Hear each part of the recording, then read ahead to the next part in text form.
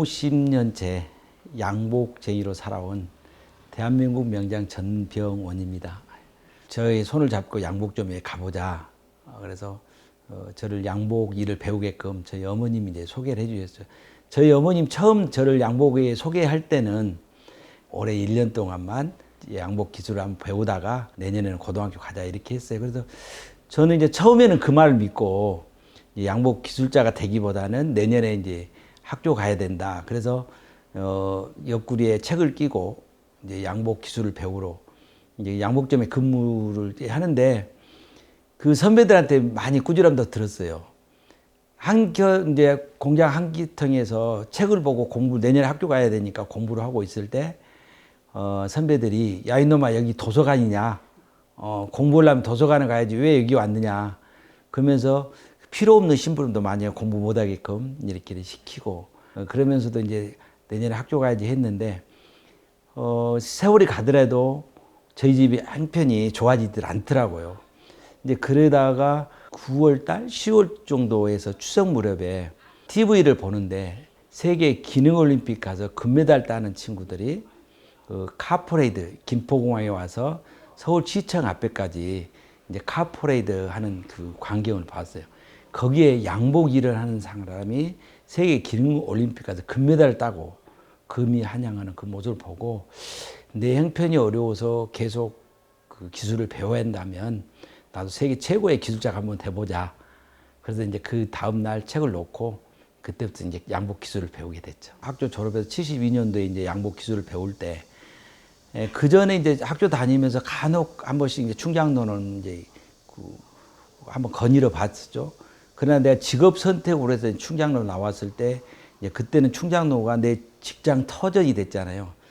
그때 충장로를 보니까 한 집 걸로 양복점, 한 집 걸로 양장점, 이제 그 다음에 양화점.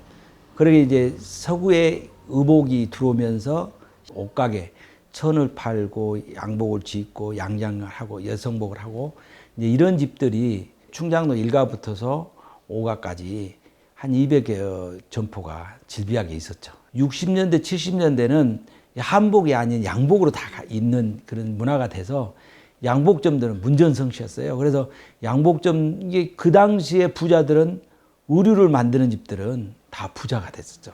그래서 그 양복 기술을 배우는 것은 그때 당시 최고의 기술자들이 선택하는 직장이었어요. 이제 제가 처음에 기술 공장에 가서 기술을 배우고 기능den기대에 가서 이제 출전을 하려고 보니까 연령 제한이 있더라고요. 그래서 만 20세에 돼야만이 했는데 제가 21가 됐어요. 그래서 세계 이제 기능경기대회는 출전할 수 있는 그런 자격이 없어서 이제 재단을 배워서 양복점을 운영해야겠다.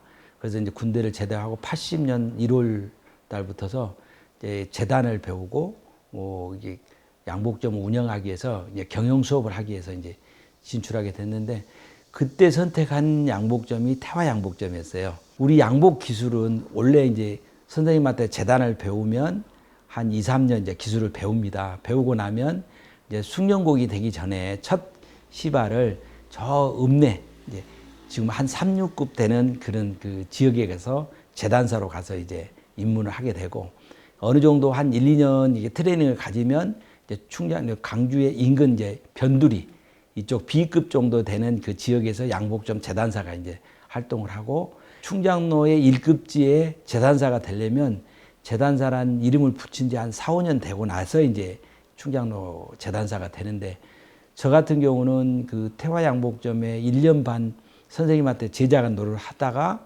그 양복점 사장님하고 또 재단사 선생님하고 둘이 이야기해서 저를 바로 재단사로 승격을 시켜줬어요. 그런 트레이닝 과정 없이 빨리 승격하고 그래서 그 양복점에서 한 4년 동안 이제 재단사로 활동하다가 또 좀 다른 집에 좀 스카우트를 제의를 받고 이제 한성나사라는 양복점에 이제 광주에서는 70, 80년대 세 군데 양복점이 아주 명성을 날렸는데 십자웅 양복점, 대흥 양복점 그리고 한성나사 이 세 군데가 그 강주에 이제 톱클래스를 달리고 있어요. 그 집에 가서 재단사 한다는 건 최고의 영예였죠. 거기서 스카우트를 제의를 받고 이제 한성나사가 재단사로 한 4년간 근무하다가 그 사이에 태화양복점이 문을 닫았어요.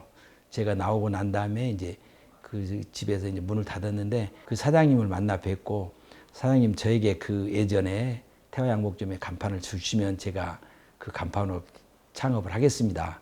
그래서 물려받아서 87년도에 이제 이제 제가 양복점을 개업하게 됐죠. 저는 이제 아까 중학교밖에 졸업을 못했다고 했잖아요. 근데 배우고 싶은 열망은 항상 있었어요. 양복의 역사는 뭘까?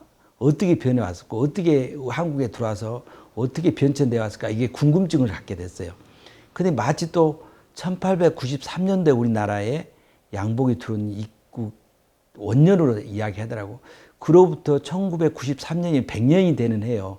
그렇다면 내가 100년의 역사를 한번 재현해서 나도 공부하고 또 우리 양복을 입는 사람들한테 이렇게 변해왔다는 것을 보여주는 것도 의미 있는 모습이 아니냐. 그래서 제 사비를 들여서 그때 당시 한 8천만 원 정도 들어간 것 같아요. 그래서 그 돈을 들여서 양복 백년사를 하게 됐죠.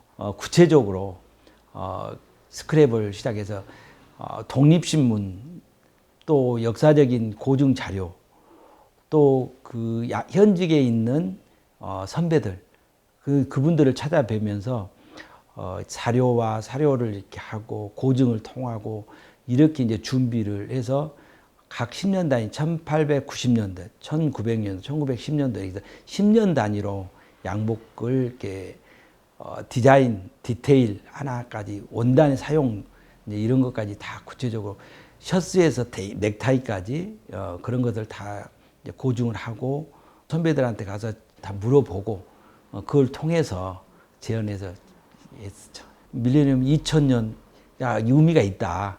그러면 2000년부터 내가 내 이름으로 당당하게 옷을 만들어서 고객들한테 평가받고 싶다 해서 제 이름을 사용하게 됐죠. 제가 이제 65, 6이 됐는데 16세에 이제 나와서 50년 동안 그럼 내 인생에 이제 전체가 묻어 있는 게 충장로죠. 제 삶의 흔적이 곳곳에 남아 있는 게 충장로이기 때문에 제 몸과 같고 제 정신과 같은 것이 충장로. 기술을 전문으로 하는 그 기술자 후배들, 또 대학에서 의상학을 전문으로 하는 학생들, 또 이제 중등학교 학생들이 진로 체험으로 하는 학생들, 그것 때로는 이제 그 교도소 재수자들의 직업 선택을 하는 그런 기술자 양복을 배우고 싶은 사람들한테 기술 전수를 좀 해주고 있죠. 엊그제도 이제 서부교육청 산하의 중학교 학생들, 내일 모레는 또 동부구청의 학생들한테 이제 기술 지도를 했는데 그 친구들한테 그런 이야기를 했어요. 내가 50년 전에 중학교를 졸업하고 가정이 어려워서 직장을 선택했. 근데 여러분들은 중학생들이 체험학습을 통해서 양복이 어떤 거 이런 것을 체험을 하고 있다. 나는 어려서 없어서 가정이 어려워서 직장을 선택했는데 여러분 취미로 하고 있지 않느냐. 근데 사람의 만남과 직업은 소중한 것이다. 그래서 하나를 배우더라도 꼭 이걸 직업 선택을 하지 않더라도 체험을 통해서 이렇게 한번 직업 선택하는 길라잡이를 통해서 이렇게 그 친구들한테 좋은 직장, 미래가 있는 직장 이렇게 이제 선택했으면 좋겠다는 생각을 갖고 저는 제가 원래 기술을 배울 때 정말 노력을 많이 했거든요. 그리고 제가 기술이 부족하다는 걸 알았고요. 그래서 전국에 있는 선배들한테 기술을 배우기를 간청해서 편지를 보내고 그 날짜에 찾아가면 그 선생님들이 정답을 다 풀어주시더라고요. 그리고 차 사주고 밥 사주면서 젊은 친구가 기술을 배우려니 너무 장하다. 기술을 알고 싶으면 언제든 찾아오라. 이제 이런 격려 속에서 제가 기술을 배웠거든요. 이제 그렇게 배운 기술을 후배들한테 저도 아낌없이 주고 내가 죽고 나면 이 기술은 다 사장될 거 아니에요. 내가 살아있는 동안 하나라도 더 기술을 전수해서 우리 양복 기술이 좀 더 좋아지고 좋은 옷을 만들어서 고객들한테 편안한 옷 만드는데 일조했으면 좋겠다 해서 저는 이제 저보다 더 좋은 후배가 나와서 좋은 기술자가 된다면 제가 큰 보람이겠다 해서 아낌없이 주고 있습니다. 저는 이제 좀 어릴 때부터 꼼꼼했던 것 같아요. 선배들이 그러더라고요. 호랑이는 가죽을 남기고 사람은 이름을 남긴다. 그러면 이름을 남기기보다는 역사를 남기는 게 좋겠다. 내 소유한 개인 그 양력이라도 남기면 좋겠다 해서 저의 그 자료들을 하나씩 이제 스크랩에서 모아놨던 것 같아요. 제가 가지고 있는 것보다는 또 여러 사람이 이렇게 가지고 공유하면서 제 자료를 개인적으로 와서 보면서 나도 모을 걸 이제 그렇게 생각했던 사람들한테 자기 개인 자료를 이렇게 모을 수 있는 제 자료를 기증해서 그걸 보면서 그런 계기가 되지 않느냐 이런 생각 속에서 기증하게 됐습니다. 양복을 만드는 자료라 하면은 제가 이제 다리미, 연탄 다리미인데 지금은 이제 전기 다리미를 쓰지만 그때는 연탄 다리미. 이 저보다 선배들은 숯다비를 썼는데 저 때부터서는 연탄불 위에 다리미를 쇠로 된 다리미를 연거서 열이 달리면 그놈을 갖다 쓰고 그랬어요. 그러면 연탄불을 갈면 냄새가 나니까 이 심부름은 우리 같은 사람들은 연탄불을 갈 때면 밖에 내놨다가 불이 덩어지면 다시 안쪽으로 옮기고 이런 작업을 수발을 했어요. 제일 소중했던 것은 그 사용했던 그 연탄 다리미. 예, 그게 저한테는 이제 소중한 기억도 있고 소중하다고 생각합니다. 양복은 저의 전부죠. 어떻게 보면 어느 날 야유회를 간다라고 하면 저희들은 티셔츠 하나가 없어요.